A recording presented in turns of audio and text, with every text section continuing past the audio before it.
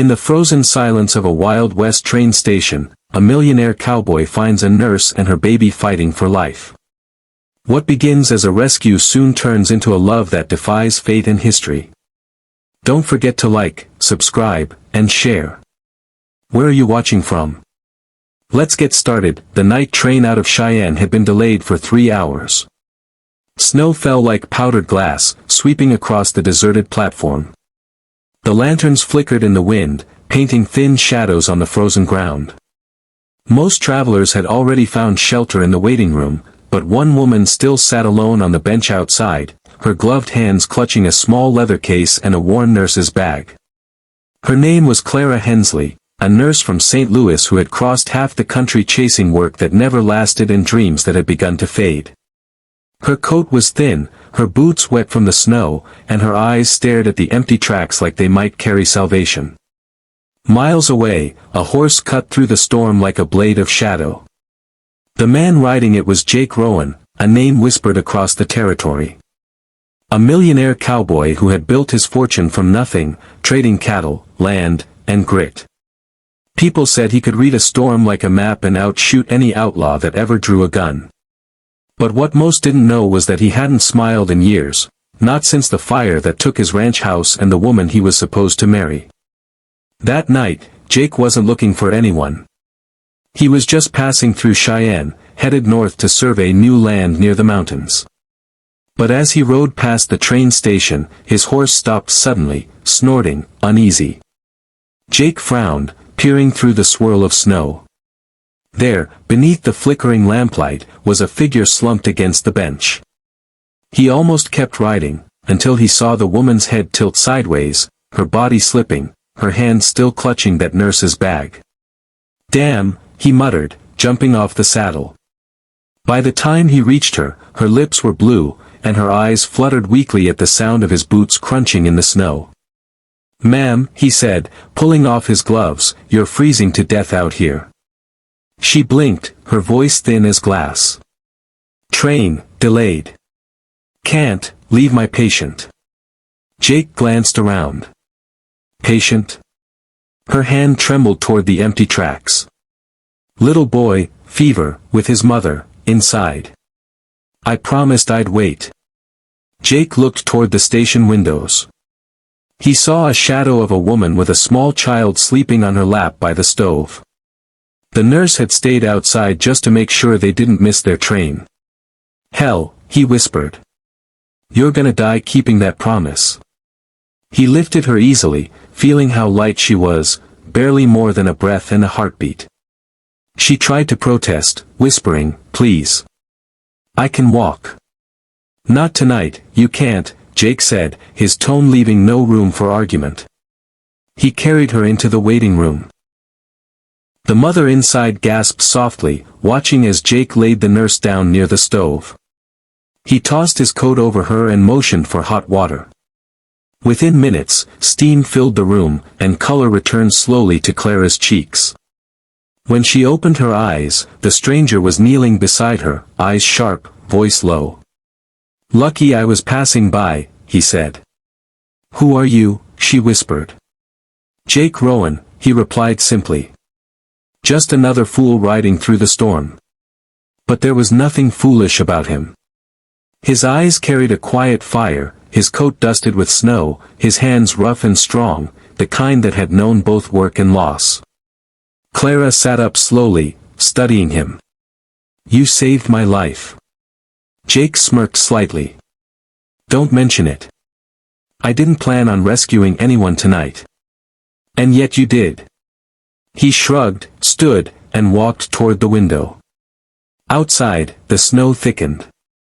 The line to Laramie's closed, the station master called out. "No train till morning." Jake looked back at the nurse. She pulled the blanket tighter, shivering. The child coughed softly in his sleep, and Clara hurried to check on him. "You're not resting," Jake said. "I can't," she replied. "That boy needs care through the night." He shook his head, half admiring, half angry. "You'd freeze for strangers, wouldn't you?" She met his gaze. "If I didn't, who would?" For a moment, neither spoke. The wind howled like something alive. Jake stayed up that night, feeding the stove, making sure the woman and her patient were warm. When dawn came, the snow had stopped. Clara found him asleep in the chair by the door, his hat tipped over his face. When the morning train finally came, the mother and boy boarded.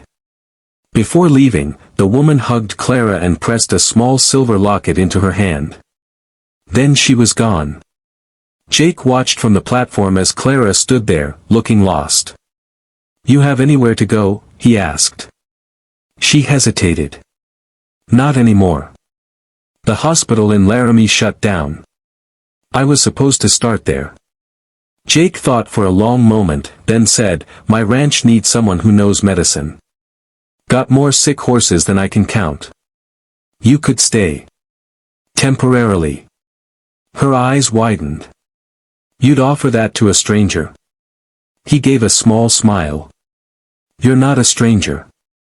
I already froze my hand saving you." That was how it began. The ride to the Rowan Ranch took most of the day. Snow still clung to the trees, and the mountains rose like silent giants in the distance. Clara rode beside him, wrapped in his spare coat, her nurse's bag slung over the saddle. She didn't talk much, but when she did, her voice was soft, steady, like she'd learned to keep fear and hope in the same breath. Jake showed her the barn, the horses, the cabin he'd rebuilt after the fire. "It ain't much," he said. "But it's home." To Clara, it looked like heaven after years of traveling. Days turned into weeks. Clara tended to the ranch hands, fixed wounds, mixed herbs, and even saved one colt from dying. Jake watched her from a distance, quiet admiration growing into something deeper. She brought warmth where he thought warmth no longer lived. But one night, everything changed. A man arrived on horseback, coat torn, eyes mean. He said he was looking for a nurse. Claimed his brother had been injured near the valley. Clara didn't hesitate. She packed her things, ready to ride out. Jake stopped her at the door. "Something's wrong," he said. "That man ain't telling the truth." "I can't ignore someone in need," she insisted. Jake's jaw tightened. "Then I'm coming with you." They rode into the valley together. But when they reached the supposed camp, they found nothing, just an abandoned wagon. Clara turned to speak, but before she could, the stranger drew a gun. "Hand over the horse and your money," he snarled. "Didn't figure you'd bring company." Jake moved faster than thought. A shot cracked, echoing off the cliffs. The outlaw dropped, his gun clattering to the snow. For a moment, the world went silent. Clara stared at Jake, breath shaking. "You killed him," she whispered. Jake looked down at his hands, the smoke rising from his revolver. "He left me no choice." They buried the man under the frozen ground. Neither spoke much on the ride back. That night, Clara sat by the fire, tears glinting in her eyes. "You saved me again," she said softly. Jake looked at her from across the flames. "Seems like a habit." She smiled faintly. "It's a dangerous one." He stood, walked over, and knelt beside her. "You don't belong out here, Clara. You should be somewhere safe." She looked up at him, voice trembling. "Maybe safe isn't where I belong." He hesitated. Then, slowly, he reached out and brushed a strand of hair from her face. The air between them tightened like a drawn string. "I teased him," she would later recall, and said, "You couldn't handle me." He leaned closer, eyes burning. "Wanna bet?" That night, the fire burned low, and the wind carried no chill. By spring, the land thawed. The ranch was alive again, green fields, new foals, laughter. Clara had become part of it, her laughter echoing in the halls Jake once thought would never hear it again. Then, one morning, a letter arrived, sealed with a red wax crest. It was from St. Louis. The city hospital was reopening, and they wanted Clara as head nurse. Jake found her holding the letter, tears glistening on her lashes. "You're leaving," he said quietly. "I have to," she replied. "It's what I've worked for my whole life." He nodded slowly, jaw tight. "Then don't look back." She wanted to speak, to tell him that leaving felt like tearing out her own heart, but she couldn't find the words. She rode away that afternoon, her nurse's bag swaying gently against the saddle. Jake watched until she was just a shadow in the distance. Then he turned back to his land, silent, empty once more. Months passed. Summer came and went. The ranch prospered, but Jake didn't. Every sunset reminded him of her. Every wind that came down the valley carried her name. Then one autumn evening, he heard the sound of hooves. When he stepped outside, a carriage stood at the gate. Clara stepped out, dressed in city clothes, her eyes searching his face. "You didn't write," she said. "Didn't think you'd answer," he replied. "I couldn't stay there," she said softly.